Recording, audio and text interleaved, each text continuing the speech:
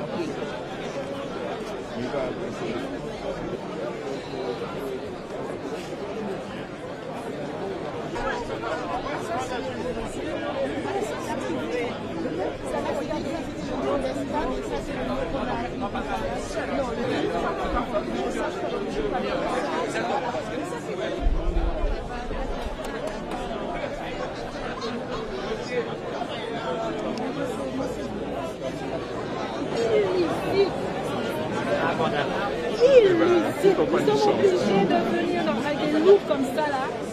Ça là, ça parce qu'on a une blanche à illisible, ce qui fait parfois aussi, il y a du blanc, on ne voit pas le malheureusement. C'est pour ça que s'il n'y a pas de numéro, c'est parce que soit banque-lise, soit partie de numéro.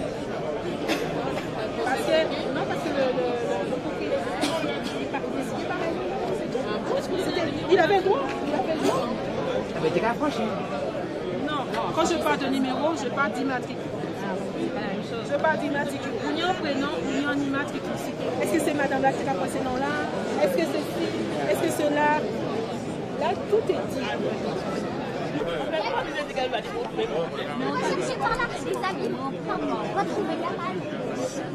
Brainville, bon ben moi je suis de Brinvilliers, qui est la célèbre marquise de Brinvilliers, sa statue au château de Versailles. Donc Brainville, est-ce que c'est pas une caricature pour réduire? Par contre la famille Abrin, qui est des Abîmes, c'était mon arrière-grand-mère. Et son mari c'était Abrin. Et son deuxième mari c'était Brinvilliers. Et moi mon nom avec mon fils c'est Brinvilliers, qui est là. Et donc, vous venez de découvrir ça à l'instant? Bah oui, c'est pour ça que j'étais au téléphone avec ma soeur. Pour lui dire entre Abrin et Brinvilliers, ouais, Brinville, ça peut être Brinvilliers aussi. Donc Abrin c'est sûr. Le passé, effectivement, il y a un passé. Et puis, on est un peu frustré de voir des noms comme ça et de dire d'où on vient, en quelque sorte. Donc, on sait que les grands ont été aussi dans la tourmente. On peut penser quoi? Bon, ça a été fait comme ça. Il faut lutter pour que ça soit différent. De toute manière, c'est un jour, et même le président a vu que, bon, il faut quand même reconnaître certaines choses. Donc, ça suit son cours et puis on verra qu'est-ce que ça donnera. C'est mon fils, oui, mais lui c'était mon aïeul que j'étais chez elle. Mais lui, je l'informe sur certains points, mais il ne les connaît pas. C'est-à-dire qu'il le vit par rapport à ce que je lui dis, mais pas par rapport à ce qu'il ressent. Parce que nous, on ressent certaines choses différemment. Ouais. Qu'est-ce que tu ressens? Qu'est-ce que ça te fait de savoir que quelques générations, tes aïeux étaient esclaves?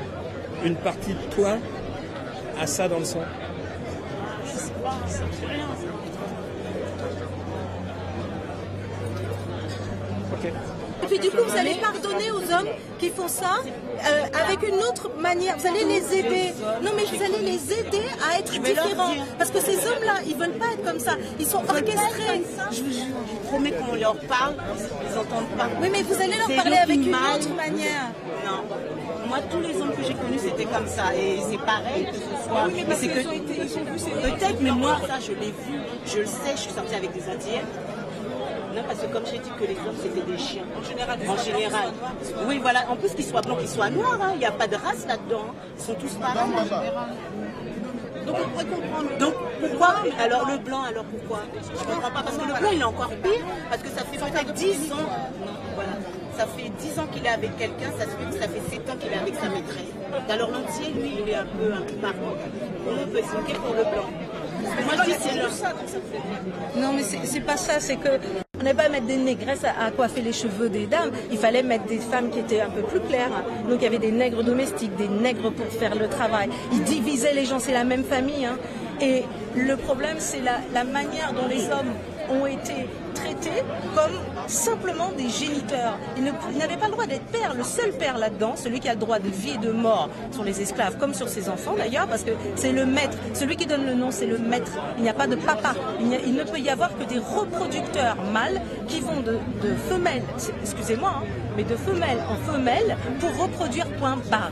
Donc, c'est vrai que tant que cette histoire n'était pas connue, tant qu'on n'a pas été apprendre et tant qu'on n'a pas eu les moyens de comprendre, on revit les choses, mais on fait sans faire exprès.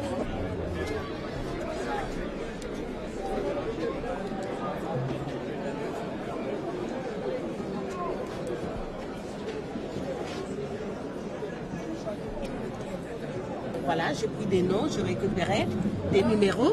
Oui. Il y a même un jeune qui a eu le nom de son grand-père François, et ce qui s'appelle la famille Quilin, qui est une très grande famille dans ma commune. Tudor, que je suis mariée avec un Tudor, je suis divorcée, mais mes enfants sont Tudor. Voilà. Et dans ma famille Vespus à Saint-Louis, ma soeur est mariée à un Vespus. Donc j'ai pris des numéros aussi. Hein. Donc vous êtes descendante d'esclaves? Très très descendante d'esclaves, je ne le nie pas. J'aurais même pas pensé qu'il y en avait autant de noms et autant d'esclaves. Et surtout, quelque chose que j'ai remarqué, toutes les communes où il y a le plus de noms, c'est où il y avait plus de champs de canne. Parce que ma commune est Saint-François, et Saint-François est une commune qui est bordée de plages, mais bordée de champs de canne. J'ai grandi avec des champs de canne qui étaient presque dans le centre-ville. Ma mère, elle partait dans les champs de canne, et elle partait très tôt le matin, et elle retournait que le soir, en fait, au coucher du soleil. Et toute la journée, elle passait dans les champs de canne, et quand je la voyais arriver avec le bras et les jambes coupées, je me demandais vraiment qu'est-ce qui se passait. Et c'est là que ma soeur m'expliquait qu'en fait, c'était les feuilles de canne qui étaient coupantes comme ça, et que ma mère, elle rentrait en sang. Et c'est pas vieux, c'est dans les années 60. Autant de personnes, là, ça fait vraiment quelque chose. Franchement, c'est... Oui, quand on est jeune, nos parents nous racontent, on ne se rend pas compte. Mais maintenant qu'on voit cette liste, on se dit vraiment que ça fait très mal de voir tout ce monde, tous ces gens qui étaient esclaves. Et j'ai retrouvé des noms de connaissances de personnes que j'ai travaillé à l'école avec. Donc, c'est pas du parole en l'air, on fabule. C'est la première fois que vous découvrez des noms? Je découvre les noms pour la première fois. J'avais entendu parler qu'il y avait des listes, mais je n'avais jamais vu. Et vous allez communiquer ce que vous avez trouvé? J'ai gardé, je vais emmener pour la famille. Hein. Je vais même les téléphoner ce soir pour leur dire. Et aujourd'hui, quelque chose a changé pour vous? Beaucoup. Surtout pour nos aïeux. Parce que nous, petites filles, les grands-mères nous racontaient. Et on ne voulait pas se rendre compte. Mais maintenant, on s'est dit vraiment... On était petites, on entendait des sondages, on entendait des gens qui racontaient ça. Mais en fait, voir tout ce nom, ça nous fait quelque chose. Nos parents ont travaillé très dur dans le champ de canne. Et on a l'air d'être oubliés, et d'être des oubliés, et oublier ce que notre culture a été. C'était la canne à sucre. Il ne faut pas qu'on oublie ça. Et c'est pas quelque chose de facile, travailler dans la canne à sucre.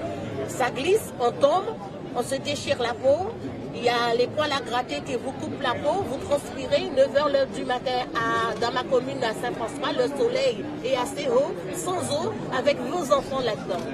Alors, il ne faut surtout pas oublier des choses comme ça. Je ne dirai jamais. Sextius. Moi, je dis Sextius. C'est celui. Mais mon père, il est de Pointe-Noire. Il manque un I. C'est Sextius. Là, c'est Sextius. Ça me fait mal. Ça vous fait mal? Oui, je suis contente de voir, mais ça me fait mal quand même de voir mon nom. De l'abolition. Parce qu'à l'époque, je cherche les noms des parents, les grands-parents, d'ailleurs, etc. Et vous avez trouvé? Oui, j'ai trouvé en cours ma grand-mère Eugénie, ma grand-arrière-grand-mère, et j'ai trouvé un ami Fortuné Adeline. Et vous êtes descendant d'esclaves? Oui, oui, Ouais. ça c'est sûr ça. D'accord. Ça, c'est sûr. Et qu'est-ce que Mais ça... mes grands-parents m'avaient déjà raconté ça, hein. D'accord. Mes grands-parents de mourir. Mais je voulais voir à peu près si j'ai trouvé des traces. Et ça fait quoi de retrouver ces noms? Eh ben,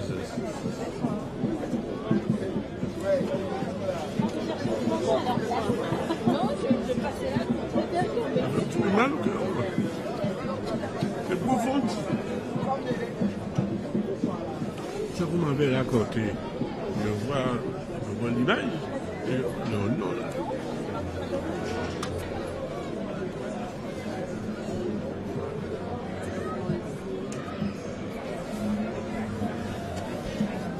en tout cas, moi, j'ai 143. C'est le premier... Le premier du nom, à qui nous avons attribué le nom patronymique de la phrase qui tue.